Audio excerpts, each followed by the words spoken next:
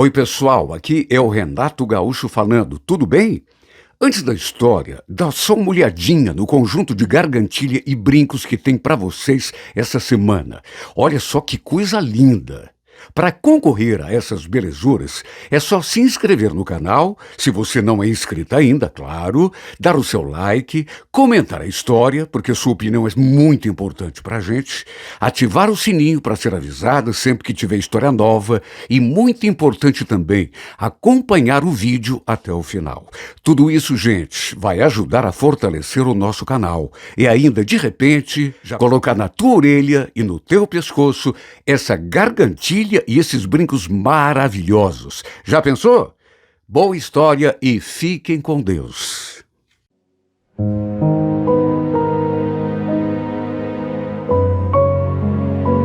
Renato Gaúcho apresenta A Força do Amor.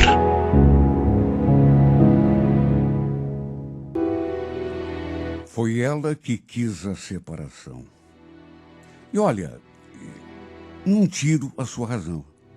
Até porque, naqueles últimos tempos, reconheço que eu realmente andava deixando minha família assim meio de lado. Sei lá, tem fase na vida da gente que, não sei, se fica... Não sei explicar. Só sei dizer que eu preferia a companhia dos amigos, final de semana, por exemplo, no bar. Preferia a ficar com a minha filha e com a minha mulher. Domingo, por exemplo, em vez de curtir um almoço com elas, a companhia delas, eu as deixava em casa, né? Ou geralmente na casa da minha sogra, e ia encontrar o pessoal no bar, fazer um churrasco lá mesmo e depois varar a tarde jogando. A Gisele não gostava, tanto que vivia falando: olha, Oswaldo, qualquer dia desse você vai chegar em casa e já vai encontrar tua mala pronta, viu? Quero só ver qual dos teus amigos vai te dar guarida depois que eu te mandar embora da nossa casa. Olha, eu ouvi ela falando, mas levar a sério mesmo, eu não levava. Retrucava assim na base de brincadeira. Se você me tocar de casa, eu fico morando ali na casinha dos fundos, né? Ou então na casa do cachorro. Sabe, falava essas coisas assim para aliviar o clima. Não gostava que ela ficasse zangada comigo. Se bem que soubesse que a culpa era toda minha. O terreno onde a gente morava pertencia aos pais da minha mulher. A gente morava ali, mas os donos eram eles. Tinha a casa da frente, que era maior. 3 quartos, 2 banheiros, sala, cozinha, uma varanda bem grande assim na parte da frente. E nos fundos do terreno tinha uma casa menor, de 2 quartos. Quando nos casamos, era inclusive ali que a gente morava. Mas depois, meus sogros se mudaram para uma outra casa que eles tinham e acabaram aliviando aquela casa da frente. Então a gente acabou se mudando para ali. Uma casa maior, mais confortável. A casa dos fundos estava fechada desde então, com um monte de tranqueira lá, com móveis velhos, sabe? Enfim, eu já tinha pensado em limpar tudo e botar para alugar, mas os pais da Gisele não queriam. Enfim, com o tempo, por conta do modo como eu agia, sempre priorizando mais os amigos que a minha mulher e minha filha, estava mais do que na cara que o nosso casamento ia acabar desandando. E olha, eu hoje reconheço que não foi por falta de aviso. Até porque não foi uma coisa acontecida assim de um dia para o outro. Ela passou anos pedindo que eu mudasse o meu jeito, que eu desse mais atenção à família. Porque não tinha sido para viver daquele jeito, que ela tinha se casado comigo. A verdade é que eu nunca imaginei que ela fosse ter coragem de tomar alguma atitude mais radical, assim, em relação ao nosso casamento. Até porque, na minha cabeça, eu não estava fazendo nada de errado. Aliás, eu juro, eu nunca a tinha traído. Podia ter todos os defeitos do mundo, mas trair minha mulher nunca. Por isso, repito, eu não achava que ela tivesse coragem de fazer alguma coisa.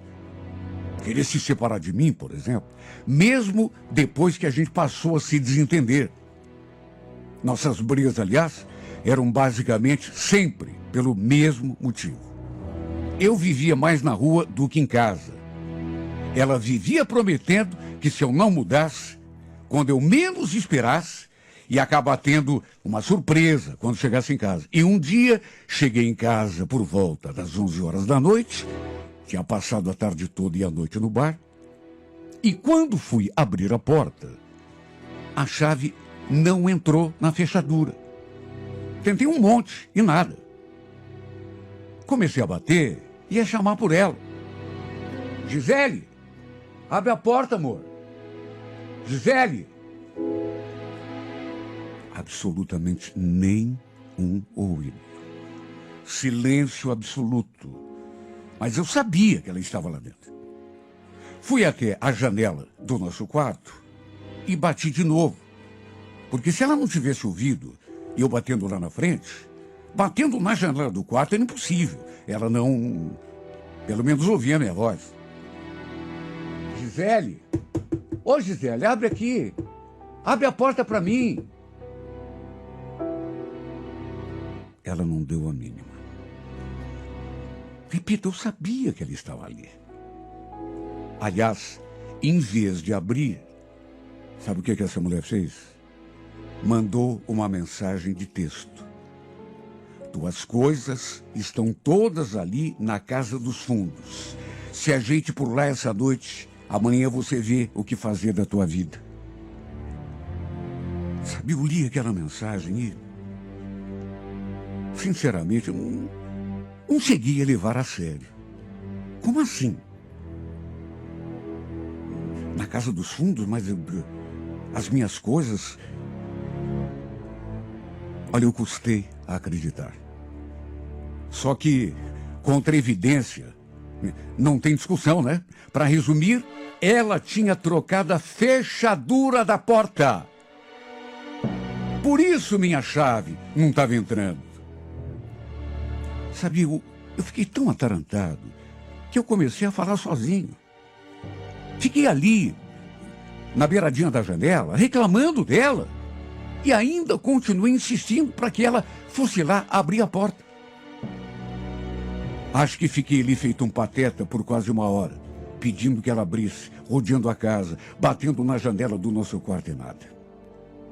Até que, sem alternativa, fui até a casa dos fundos. E realmente tinha uma mala com as minhas roupas e alguns objetos pessoais meus ali, em cima de uma mesinha. Resultado: sem outra alternativa, acabei passando a noite ali. Me ajeitei num sofá e acabei dormindo ali mesmo. No dia seguinte, fui lá conversar com ela. E ela estava com uma cara que já dizia tudo. Quando fui abrir a boca para perguntar alguma coisa, ela já retrucou na mesma hora. Não me deixou nem falar. Te avisei que isso ia acontecer, Oswaldo. Não é de hoje que eu ando falando. Minha cota de paciência se esgotou. A partir de hoje, você vai cuidar da tua vida e eu vou cuidar da minha. Gisele, pelo amor de Deus, também não é assim, né? Vamos conversar. Ela não queria conversa. Tanto que me deixou ali sozinha, pegou a nossa filha e foi almoçar na casa da mãe. Sabe, eu podia ter ido atrás. Podia ter tentado remediar aquela situação, mas em vez disso, contrariado, acabei indo lá, direto pro bar, de novo. Na minha cabeça, pensei que ela estivesse fazendo aquilo só para me dar um susto. Só que os dias foram passando, as semanas, e ela simplesmente não quis mais saber de conversa comigo. Toda vez que eu tentava conversar com ela, a gente acabava discutindo. E como eu também sempre fui orgulhoso, acabava encerrando a conversa sem tentar chegar realmente num entendimento. Fui ajeitando a casa dos fundos, colocando as tranqueiras todas num só quarto e, por fim, acabei ficando ali naquela casa. Pelo menos durante algum tempo. Só que bem aqui no meu íntimo, eu tinha certeza que era só uma fase. Que logo eu e a Gisele, a gente ia acabar se acertando, porque A gente se amava. Sabe, essa fase, no entanto, foi se prolongando e quando vi, já tinha se passado mais de um mês e a gente continuava naquela situação. Até meu sogro já tinha vindo conversar com ela e conversar comigo também. Saber direito o que andava acontecendo. Como foi que as coisas tinham chegado àquele ponto. Claro que ele também queria que eu voltasse a me acertar com a Gisele. Só que ela parecia estar decidida a continuar afastada. Um dia, cheguei a conversar com ela de novo. Gisele, já que você está mesmo assim, decidida a ficar separada de mim, não faz mais sentido continuar morando ali atrás. Vou ver se encontro outro lugar para ficar. Falei aquilo para ver se ela se assustava, me deixava voltar para casa, ou pelo menos conversava comigo, mas ela nem se tocou. Você que sabe, Oswaldo. Por mim, se você quiser se mudar, tudo bem. Se quiser continuar ali na casa também, para mim, tudo 10. Só que eu e você, como marido e mulher, não dá mais. Eu não quero. Olha, mesmo depois de tudo isso, juro, nunca perdi esperança, sabe, de um acerto. Talvez fosse questão de tempo. Tanto que volta e meia, eu tentava conversar com ela. E, inclusive, cheguei até a mudar os meus hábitos. Passava mais tempo em casa, final de semana, do que lá naquele bar. Só que nem isso a fez mudar de opinião a meu respeito. Sei lá, ela parecia estar mesmo decidida a ficar daquele jeito. Passamos a viver como dois estranhos ali naquele terreno. Mesmo quando eu ia ver a nossa filha, ela praticamente nem olhava na minha cara. E mesmo quando conversava comigo, era aquela coisa distante, sabe? Fria. Um dia, nossa filha adoeceu, não estava muito boa. Estava com febre alta, inclusive. E ela veio me pedir para levar a menina no posto. Fomos juntos. E nesse dia, a gente acabou se reaproximando. Cheguei a pensar que fôssemos voltar às boas. Só que depois que voltamos do posto, sei lá, sabe aquela esperança e ao mesmo tempo aquele medo? Ele, inclusive, preparou uma comida pra gente. Comemos juntos, nós três. Como uma verdadeira família. E depois ainda ficamos ali na sala, conversando. Sabe aquele clima gostoso, aquela... Como eu estava sentindo falta daquilo, meu Deus. Eu, naturalmente, fiz de tudo para uma reaproximação. Pedi que ela me deixasse voltar, que me desse uma oportunidade, pelo menos. E ela me olhava de um jeito que, sabe, eu fiquei com aquela esperança. Como se ela fosse realmente permitir. Aproveitei o momento, sentei assim, mais perto dela no sofá, fiz um carinho no seu rosto, aí lhe dei um beijo na boca.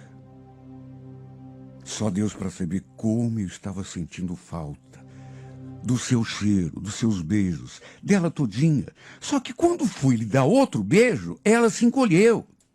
Oswaldo, acho melhor você voltar lá para tua casa.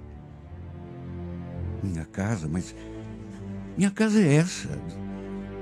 Me deixa dormir aqui pelo menos essa noite, Gisele. Nada feito. Melhor não voltar para tua casa, fica por lá, até porque a Alice vai dormir comigo. Ela ainda não está boa, você sabe? Olha, eu fiz de tudo. Mas por conta do estado de saúde da minha filha, acabei concordando e voltei lá para a casinha dos fundos. Só que apesar disso, me senti mais animado.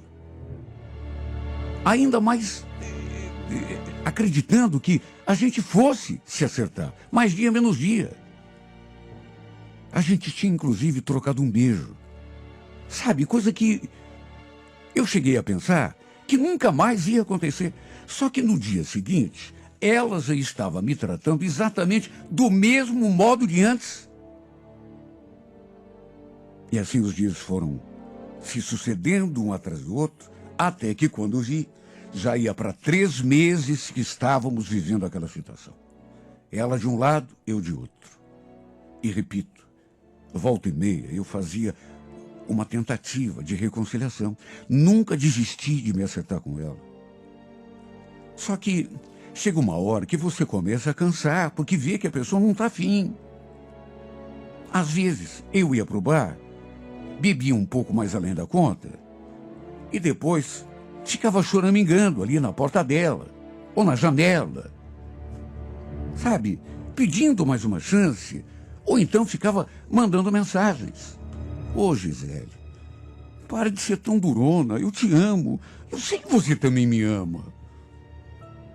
Eu sei que não estava me comportando bem, mas eu estou mudado. Abre essa porta, deixa eu entrar. A gente é uma família. Até que chegou a noite de Natal.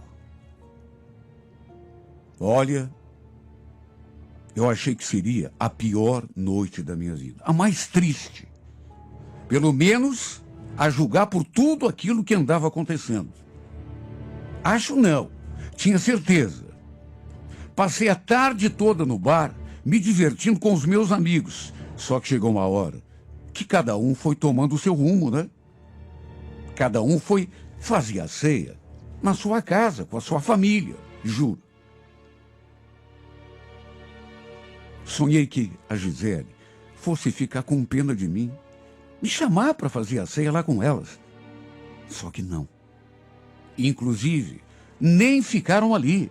Quando as vi saindo, fui até ela para conversar, desejar Feliz Natal. Perguntei se estavam indo-se na casa da minha sogra e ela confirmou. Dei um beijo na minha filha, desejei Feliz Natal para as duas e fiquei ali esperando que ela me convidasse. Aí junto. Até me ofereci para levá-las de carro. Mas ela falou que não precisava, que já tinha inclusive chamado um carro de aplicativo. Olha que tristeza. Meu Deus, que noite amarga. Logo à noite de Natal. Eu devia estar feliz como todo mundo. Mas foi a noite mais triste da minha vida. Olha, eu acho que foi naquela noite que eu me dei conta da burrada que tinha cometido. Nunca me senti tão sozinho. Tudo bem, eu podia ter ido se é na casa da minha irmã, mas, sei lá, nem ela me ligou para saber onde que eu ia passar a noite de Natal. Como me doeu ver a minha mulher e a nossa filha entrando naquele carro, as duas indo passar o primeiro Natal longe de mim. Nem me convidaram. Ela nem me perguntou onde e com quem eu iria fazer a ceia. Na certa, devia ter pensado que algum amigo lá do bar tinha me chamado. Repito, nunca me senti tão sozinho. Me senti, na verdade, como um cão abandonado. Foi naquela noite que eu comecei a pensar assim com mais profundidade. Sabe, a chegar à conclusão daquilo que tinha acontecido. Até aquele momento eu não queria encarar. Não queria acreditar. Achei que tivesse volta, mas a verdade é que eu tinha jogado fora o meu casamento por conta da minha própria atitude, da vida que eu levava. Nunca traí minha mulher, nunca. Mas sabe, a mulher não leva em conta só isso. E naqueles últimos tempos, eu andava deixando as duas, minha mulher e minha filha, sozinhas, de lado, demais. Nem parecia que eu tinha família. Vivia enfurnado naquele bar. Trocava a família pelos amigos, mas achava que estava tudo bem. E nem mesmo os avisos da minha mulher me fizeram abrir os olhos. Até que no fim, deu no que deu.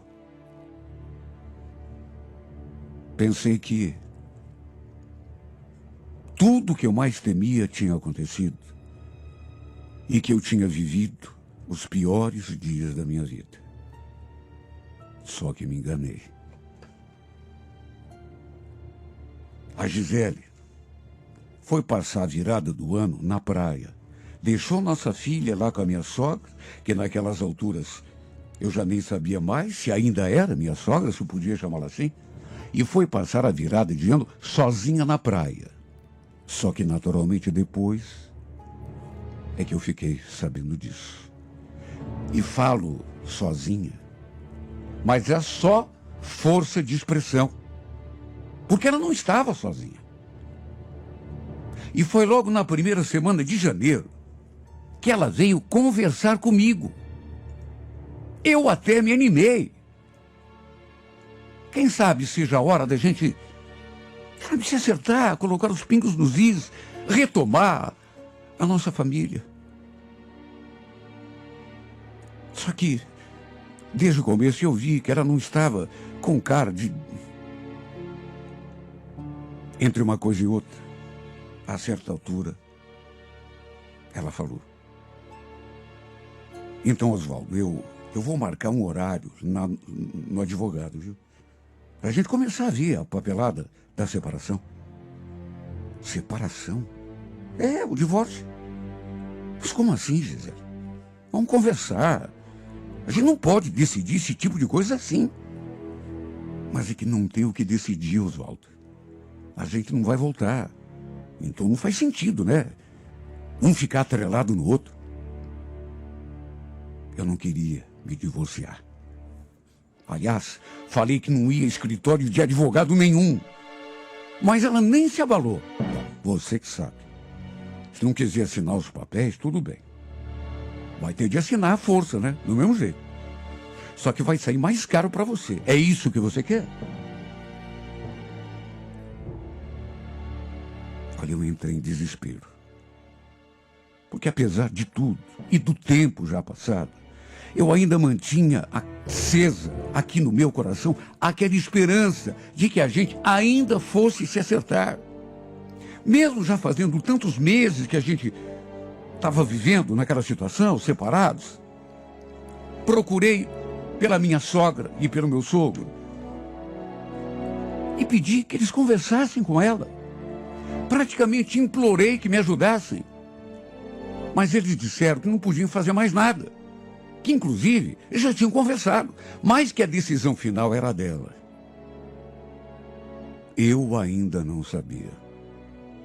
Mas nessas alturas, ela já andava saindo com outro cara que trabalhava com ela lá na firma. E detalhe, meus sogros já sabiam, até porque o intruso já estava até frequentando a casa deles. E também tinha sido com esse infeliz que ela tinha ido passar a virada do ano na praia. Deixou a filha lá com a dona Eunice e desceu sozinha com o infeliz para o litoral. Só depois é que fiquei sabendo disso tudo. No final não tive alternativa a não ser assinar os papéis, né? E depois disso, meu ex-sogro veio me pedir para desocupar a casa dos fundos do terreno. Por mais que eu fosse o pai da sua neta, segundo ele, não fazia sentido eu continuar morando ali. Foi somente depois que me mudei que eu descobri que a Gisele estava namorando outro homem. Um dia passei para dar um beijo na nossa filha e já estranhei quando vi aquele carro parado ali, diante do portão. Me bateu aquele pressentimento. Tanto que, em vez de ir lá dar um beijo na minha filha, fiquei parado com o carro estacionado ali na rua. Até que, pelas tantas, vi quando o sujeito saiu de casa. Quer dizer, da casa dela, né? Os dois trocaram um beijo, um abraço. Ele também deu um beijo na minha filha, entrou no carro e foi embora. Ninguém pode imaginar como eu me senti. Apesar de já termos assinado o divórcio, quase caí duro. Não imaginava que ela fosse arranjar outro cara tão cedo. Mal sabia eu que eles já estavam juntos há muito mais tempo do que eu imaginava.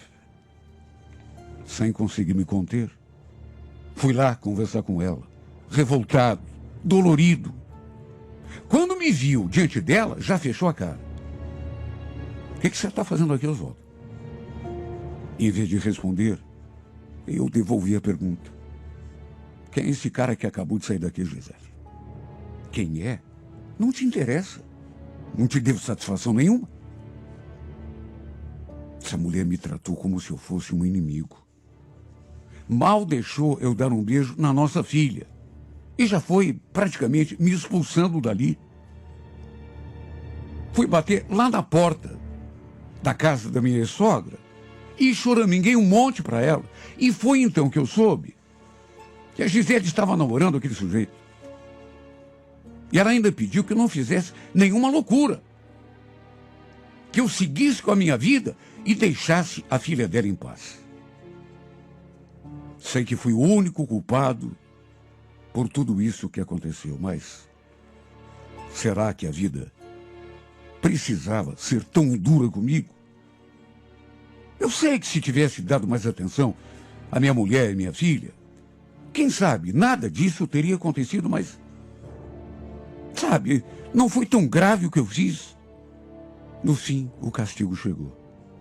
Ela se separou, começou a namorar aquele outro, está seguindo com a sua vida, enquanto eu fiquei assim como que parado no tempo, porque sabe quando você fica sem rumo, confuso, não sabe o que fazer da vida? Nunca traí essa mulher. Nem mesmo depois que nos separamos, nunca fiquei com outra mulher. Só que mesmo assim, ela está refazendo sua vida ao lado de outro. Se soubesse que ia sofrer tanto, claro que teria dado ouvidos aos avisos que ela mesma me deu. Sempre que ela falava alguma coisa, eu levava na brincadeira. Não acreditava que ela tivesse mesmo coragem de me abandonar. Só que no fim acabou dando no que deu. Hoje ela está lá feliz, de namorado novo, enquanto eu me afundo cada vez mais nessa solidão, nessa tristeza sem fim, esse mar de lágrimas que se tornou a minha vida. Enquanto ela ri e faz planos para o futuro, eu fico aqui, estagnado, parado no tempo, preso ao passado. Mas a culpa é só sua. Muita gente já me disse, e vai continuar dizendo isso na minha cara. Mas será que eu cometi um pecado tão grande, meu Deus? Será que eu errei tanto? Não sei o que faço na minha vida, porque parece que minha vida acabou. Estou aqui, parado, não sei se no passado, preso à minha vida anterior, me afundando nesse mar de solidão, de lágrimas, onde me afogo um pouco mais a cada dia. E na próxima segunda-feira, 16 de maio, 11 da manhã, não perca. Olha, eu pensei tanto nesse homem, tanto. Principalmente no seu beijo. O problema foi que no domingo acabei conversando com a Irene por sobre o muro e ela me falou umas coisas sobre o Gilmar que me deixaram de cabelo em pé. Olha, Cleusa, sei que não é da minha conta, mas eu vi o Gilmar saindo tarde da noite aí da tua casa. Você não me leva a mal, mas tá acontecendo alguma coisa entre vocês dois? Sorri assim, meio sem graça. Pelo fato de ela ter visto, aí falei que não, inventei uma desculpa para justificar a presença dele ali, mas ela retrucou. Olha, Cleusa, antes que aconteça qualquer coisa entre vocês, deixa eu te avisar. Eu sei que não é assunto meu, mas você precisa saber. O Gilmar, ele... Eu tinha mudado há pouco tempo para aquela casa, era separada já fazia quase 3 anos, tinha uma filha de 8, e naqueles últimos tempos minha vida andava tão corrida que não sobrava tempo para pensar em mais nada. Relacionamento, então, nem se fala. Assim que mudei, fiz amizade com a Irene, minha vizinha de muro, e um dia, a gente ali conversando, eu perguntei se ela conhecia alguém que limpasse quintal. Porque o mato estava tomando conta de tudo ali no terreno. Para minha sorte, ela falou que sim. Sabe que uns tempos atrás morou um rapaz aí mesmo nessa casa onde você está morando, que ele mexe com isso. A mãe dele, inclusive, mora aqui no bairro. Se você quiser, eu vou lá com você. Dito e feito. Fomos lá até a casa da mulher, que inclusive morava na mesma rua, só que um pouco mais adiante. Conversei com o rapaz e ele ficou de passar na minha casa para combinar o serviço. Eu folgava final de semana, então marcamos para o sábado. Ele confirmou que realmente já tinha morado ali, cerca de 3 ou 4 anos atrás. Mas não entrou em detalhes, e eu também não fiquei perguntando, até porque a gente mal se conhecia e eu não queria atrapalhar o serviço. Enquanto ele lidava ali com o quintal, com a enxada, eu na cozinha, preparando o almoço, ficava olhando pela janela e olha uma coisa, eu preciso admitir. Era um rapaz que chamava atenção. Estatura mediana, não era muito alto, mas tinha um físico assim bem forte, os braços assim bem fortes. Volta e meia, ele aparecia ali na porta para pedir um copo d'água, aí já aproveitava para fazer uma paradinha, fumar um cigarro e sempre puxando assunto. Quis saber, inclusive, onde que eu morava antes de mudar para aquela casa. Se já fazia muito tempo que era separado. Eu tinha dito que era separada porque ele perguntou do meu marido logo que chegou e eu acabei falando a verdade. Quis saber um monte de coisa. Só faltou me perguntar se eu estava namorando. Eu notava, aliás, que enquanto ficava ali puxando o assunto e fumando aquele cigarro, ele ficava me medindo assim, dos pés à cabeça, me olhando de um jeito como se estivesse interessado. Sabe aquele olhar de homem quando se interessa pela mulher? Eu naturalmente fiquei na minha. Procurei não demonstrar que também eu tinha achado um rapaz bonito. Ele terminou o serviço, fez o pagamento e antes de se despedir e ir embora, ele ainda falou: olha, eu faço todo tipo de serviço, viu? Inclusive elétrica.